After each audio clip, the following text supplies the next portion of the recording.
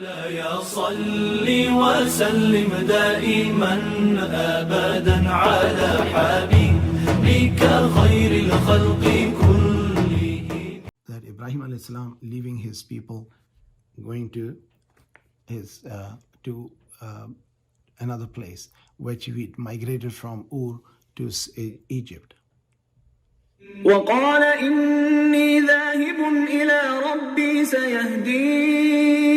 And he said, I am going to my Lord. He will show me the way.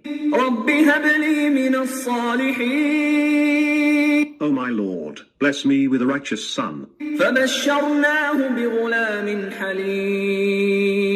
So we gave him the good news of a forbearing boy. فلما بلغ معه السعي قال يا بني إني أرى في المنام أني أذبحك فانظر ماذا ترى. قال يا أبت افعل ما تؤمر ستجدني إن شاء الله من الصابرين. Thereafter, when the boy, reached an age in which he could work with him, he, Ibrahim, said, O my little son, I have seen in a dream that I am slaughtering you, so consider, what is your opinion? He said, O my dear father, do what you have been ordered to do. You will find me, inshallah, if Allah wills, one of those who endure patiently. فلما أسلما وتله للجبين. So, it was a great episode, when both of them submitted themselves to Allah's will, and he laid him on his forehead to slaughter him. وناديناه أن يا إبراهيم. And then we called out to him, O Ibrahim, قد صدقت الرؤيا إنا كذلك نجزي المحسنين. You did make the dream come true. This is how we reward those who are good in their deeds. إن هذا لهو البلاء المبين. This was indeed a trial that clearly demonstrated their obedience. وفديناه بذبح عظيم. And we ransomed him with a great sacrifice. وتركنا عليه في الآخرين. And we left for him a word of praise among the later people. سلام على إبراهيم. That is, salam be on Ibrahim. كذلك نجزي المحسنين. This is how we reward those who are good in their deeds. إنه من عبادنا المؤمنين. Surely, he is among our believing servants. وبشرناه بإسحاق نبيا من الصالحين. And we gave him the good news of Isaac, a prophet from among the righteous. وباركنا. So in this verse number 99 till 112, there's a conversation which happened between Ibrahim alayhi salam and his firstborn son. And Allah subhanahu wa ta'ala blessed him because he made that dua, Lord, give me a child. He was a prophet and his wife was a righteous woman, Ibrahim and Sarah alayhi salam, and the Lut, his nephew who believed with him in the God. So they left the city of Ur and they migrated to Egypt, and they have gone through the experience which will be coming in different places. So it was very elderly age when he was about, according to some reference, about in his 90s of age, when he had Hagar, Hajra alayhi salam, was given as a handmaid for Sarah alayhi salam when Pharaoh tried to impose himself upon her or try to rape her, and he saw that he was paralyzed. So he realized this is some extraordinary lady. So he gave his daughter Hagar or Hajra to be her handmaid. And when Sarah did not had a child, so she asked Ibrahim alayhi salam to take Hagar as his wife, according to Quranic and Islamic interpretation, not what the Jewish interpretation is a little bit different on that. But fact is, when he took her as his wife, she gave birth to Ismail alayhi salam, who is Ishmael, and according to Ishmael, from Ishmaelites came to the Arabs, and Arabs were the Arabi Araba, Arabi Ba'ida, Arabi Musta'riba. There are three types of Arab. The original Arab, which was destroyed and vanished, Arabi Ba'ida, and after that they came next one, and Arabi Musta'riba. These are the today's Arab, which was born out of Ishmael, who was not Arab, and Arab descendant came from Ibrahim alayhi salam's nation. And these are Ismail has 12 sons. In the book of Genesis chapter 21 is mentioned about that Allah was with those 12 children. So Allah subhanahu wa ta'ala blessed him with the son Ismail, and he took him when he was about the age of walking and playing, which is about a pre-teen to teen. And Allah subhanahu wa ta'ala tested Ibrahim alayhi salam by showing him in his dream that he's asking for a sacrifice, and he sacrificed 100 camel, because Ibrahim alayhi salam was living with his wife Sarah in Palestine, and he would visit his son and second wife Hagar in Mecca, and that was a buraq according to the scholars that he used to travel with.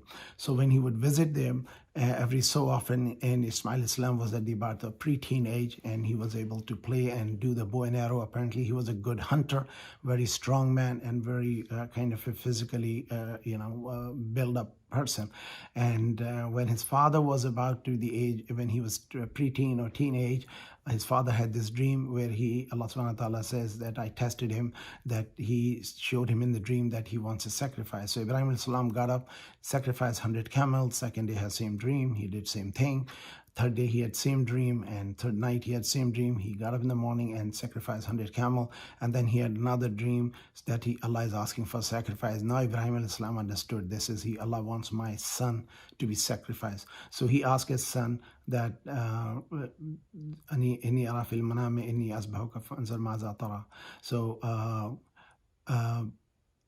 this is a very, very unusual conversation. It is not for average person. It is only prophet and prophetic dream which are true. Not everybody's dream are true, but they could be true, but not necessarily all dreams are true for us. But the prophets, every dream has a message which is not being told to them in the wake time of their life. So when he reached the age of puberty, and he was able to play with him. قال يا بني إني أرى في المنام. He said, my son, I have seen in the dream. إني أذبحك. I am sacrificing you, slaughtering you. فانظر ماذا ترى. See what you have to say. The Ismail Islam was also prophet. Ibrahim al-Islam was a prophet. So قال يا أبا تفعل ما تؤمر. He replied as a prophetically obedient to father and obedient to Allah. He said, my father, do whatever you've been commanded. ستجدوني إن شاء الله من الصابرين. You will find me indeed among those who are patient. فلما أسلم وتله للجبين. And it is that it was a great test for them, and both of them submitted themselves. So Ibrahim alayhi salam asked his mother Hajra, prepare him, I have to take him for some place. She did not ask why, what, and where. And that's where three places shaitan appeared to them. And first he appeared to mother when Ibrahim al-Salam took Ismail al-Salam. We know that Ibrahim and Ismail both understood their conversation, so he did not mention mother about it because she might get emotional. And they were about to leave, and the shaitan appeared to the Hajra. He said, do you know where he's going? She said, no, he must be taking him for something. And he says, no, he's taking him for this. And the old man has had a dream, and he's slaughtering your son. And she said, if that's the case, if Allah's will is, that's it, what to be the will of Allah. Because when she was left in desolate, rugged mountain of Mecca or valley of Mecca, there was no city. She obeyed to her husband and said, if you have left us in the name of Allah, Allah will not let her destroy or perish. And then he appeared to Ismail al-Salam, then appeared to Ibrahim al-Salam. Three stations when we go for the Hajj, and this is what we do. Our whole Hajj is described in this conversation here, that the ritual of Hajj, we go to the Arab Mina, and Mina there's a place where Ibrahim al-Salam took Ismail al-Salam for the sacrifice, and then we go to Arafat where Adam and Eve met, and then we return back to Muzdalifah, and we stay in the night in the Muzdalifah, and then we collect pebbles. Those pebbles, we have 7 pebbles for each station, and then first station we do 7 pebbles. That is the biggest of the shaitan, where he tried to tell Ibrahim al-Salam, you're gone crazy, you are mad, you are old, God would not want your son to be destroyed or slaughtered. All this thing he brought to this. So we should be very, very careful in this interpretation. It was a prophetic dream, and what he was doing was a prophet and a prophet, father prophet, son prophet.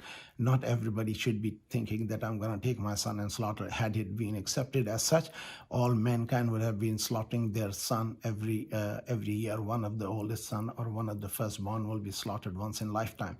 So Allah subhanahu wa ta'ala replaced it with the lamb from the heaven. Jibreel alayhi salam brought him the ram or the lamb or the sheep. The other important thing is that when Ibrahim alayhi salam when he about to lay him down, the son said, Father, put a wrap around my eyes and your eyes, and don't put me up, put my face down on them, and that's why I will not be able to move. All those father and son description is going on, very, very detailed and description about it. And then Allah subhanahu wa ta'ala says, when he about to cut the throat of his son, it is mentioned in the hadith, and the ram was replaced from Ismail Islam, who was standing on the side, and Ibrahim Islam thought that he has cut his son's throat, and it was not the case, and that became the sunnah of Ibrahim alayhi salam. This is why Ismail alayhi salam is called Zabi Allah, the one who was sacrificed for Allah subhanahu wa ta'ala. And this is further, let's listen to this. Then Allah subhanahu wa ta'ala gave him good news of another son. وَبَشِّرْنَهُ بِإِسْحَاقَ النَّبِيِّ مِنَ الصَّالِحِينَ. And we gave him the glad tidings of Ishaq, who was a prophet among the righteous. And this is how Allah says, إِنَّهُ مِنْ عِبَادِنَا الْمُؤْمِنِينَ سَلَامٌ عَلَىٰ إِبْرَاهِيمَ. So salam be upon Ibrahim, that he fulfill his obligation. And in Surah Baqarah, Allah says, we tested Ibrahim in many matters, and he successfully fulfilled all of his tests. So for us, the sacrifice is that we should let go of our desire. And according to spiritual interpretation of this is that a person should be willing to sacrifice and his desires and passion and love for the love of Allah. And we should not be thinking of our personal likes and dislike when it comes to the like and dislike of Allah. This is very, very kind of a spiritual, emotional. There's too many things to talk about it. Just basically to understand, these prophets were tested physically. We are told physically we sacrifice our time, our comfort, our patience, our wealth, and our prayer. So a physical aspect of it and a spiritual aspect of it. So the pilgrimage and Hajj is actually a combination of both, and actually material also. We spend money, we leave our comfort, we go to a strange land, we go and perform physical ritual, and then we believe ourselves purified because we have a faith in Allah subhanahu wa ta'ala, that we are paying homage to Adam alayhi salam in the Arafat, following the tradition of Ibrahim and Ismail alayhi salam in the Mina and Muzdalifah, and then we make the tawaf of Kaaba, which is the house of Allah, built by Ibrahim and Ismail alayhi salam. So this is whole ritual of that what we perform. And let's go to the verse number 113. وباركنا عليه وعلى إسحاق ومن ذريتهما محسن وظالم لنفسه مبين. And we did bless him, and Ishaq, and among the progeny of both of them, some are good and some are utterly unjust to their own selves. وَلَقَدْ مَنَنَّا عَلَى مُوسَى وَهَارُونَ. Certainly we bestowed favors upon Musa and Harun. وَنَجَّيْنَاهُمَا وَقَوْمَهُمَا مِنَ الْكَرْبِ الْعَظِيمِ. And we delivered them and their people from the great agony. وَنَصَرْنَاهُمْ فَكَانُوا هُمُ الْغَالِبِينَ. And we helped them, so they became victors. وَآتَيْنَاهُمَا الْكِتَابَ الْمُسْتَبِينَ. And we gave them the clear book. وَهَدَيْنَاهُمَا الصِّرَاطَ الْمُسْتَقِيمَ. And guided them to the straight path. وَتَرَكْنَا عَلَيْهِمَا فِي الْآخِرِينَ. And we left for them a word of praise among the later people. سَلَامٌ عَلَى مُوسَى وَهَارُونَ. That is, salam be on Musa and Harun. إِنَّا كَذَلِكَ نَجْزِي الْمُحْسِنِينَ. This is how we reward those who are good in their deeds. إِنَّهُمَا مِنْ عِبَادِنَا الْمُؤْمِنِينَ. Surely, both of them were among our believing servants. وَإِنَّ. One thing we know in this verse where Allah subhanahu wa ta'ala says in 118, وَهَدَيْنَاهُمَا صِرَاطًا مُسْتَقِيمًا, that Musa and Harun, or Moses and Aaron, peace and blessing of Allah be upon both of them and their nation, Allah says that we guided them to the straight path. وَهَدَيْنَاهُمَا صِرَاطًا مُسْتَقِيمًا وَتَرَكْنَا عَلَيْهُمَا فِي الْآخِرِينَ, and we left their memory. So we say Surah Fatiha, we say اهدنا الصراط المستقيم. Go, oh Allah, guide us to the straight path, the path of those upon whom you have bestowed your mercy. These are the prophets of Allah, the messengers of Allah, the righteous man, the awliya Allah. And then Allah says, salam be upon them, that Allah sent his salam to Musa and Harun. And this is how Allah says we reward those who are doing the righteous deed. And innama min ibadina al-mu'minin, indeed, surely both of them were among our righteous people and our slaves or the believers or servant or devotees. And then Allah subhanahu wa ta'ala is now mentioning Ilyas alayhi salam. Ilyas is one of the prophet who was born among the children of Israel and the descendants of Ibrahim alayhi salam to the Ishaq alayhi salam descendants. إنهما من عبادنا المؤمنين. Surely, both of them were among our believing servants. وإن إلياس لمن المرسلين. And surely, Ilyas is one of the messengers. إذ قال لقومه ألا تتقون. Remember, when he said to his people, do you not fear Allah? أتدعون بعلا وتذرون أحسن الخالقين. Do you invoke Baal and ignore the best of the creators? الله ربكم ورب آبائكم الأولين. That is, Allah, who is your Lord and the Lord of your forefathers. فكذبوه فإنهم لمحضرون. Then they rejected him. Therefore, they will be arraigned. إلا عباد الله المخلصين. Except Allah's chosen servants. وتركنا عليه في الآخرين. And we left for him a word of praise among the later people. سلام على. We know that Ilyas alayhi salam was a prophet which was sent to the area which is today's Lebanon, and apparently there's a city known as Ba'ala. And Baal city is the one, it is named after that big idol. They had built up very huge, massive idol. Accordingly, it was some 20 yards or feet big, and it was made of gold, and people would worship. There was a whole entourage of priest and caretaker and, the what you call the caretaker of that place. So that is mentioned here, and still the name of the city is there. And Ilyas alayhi salam, and except few of those who obey him, Allah subhanahu wa ta'ala destroyed all of them. Then next is the discussion of Al-Yasin.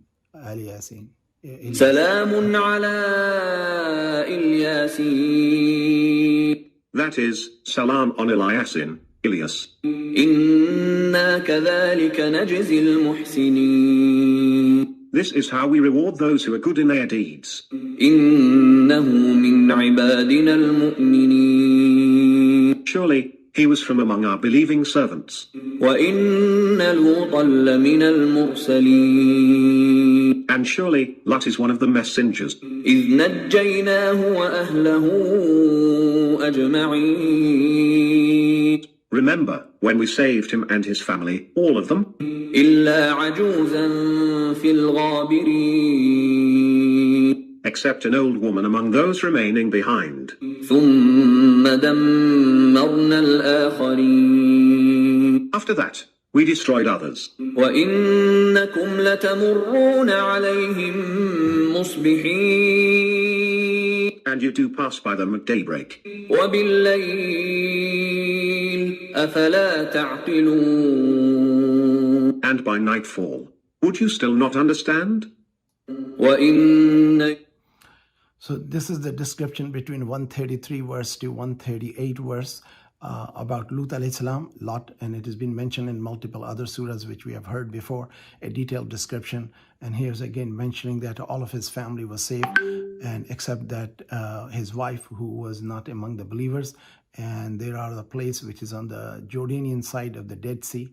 Apparently there is a structure which is look like a human structure. People say that is the structure of his wife, who was told not to turn the back and look at those people who did the sin.